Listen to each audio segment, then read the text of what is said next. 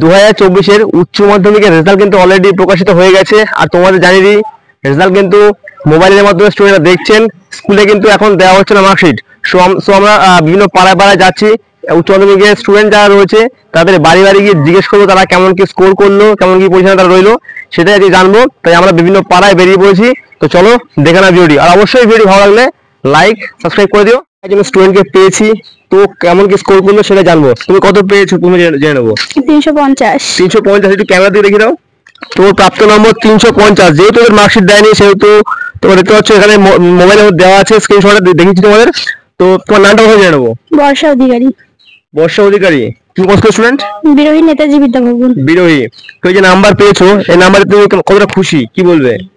খুশি, মোটামুটি খুশি। মোটামুটি খুশি।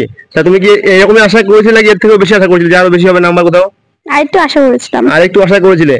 তো মোটামুটি তোমার পড়াশোনার পেছনে তুমি কেমন কি টাইম দিতে? বেশি না, 5 ঘন্টা দিনে এরকম। দিনে 5 ঘন্টা। তা তুমি তোমার টিউশন মাস্টার বা স্কুল থেকে কেমন সাপোর্ট পেয়েছিলে? অনেকটাই। অনেকটাই। পুরোপুরি ভাবে। পুরোপুরি ভাবে সাপোর্ট পেয়েছো। এবার তোমার বাড়ির গার্জিয়ানরা কি বলছে তোমার এই নাম্বার দেখে?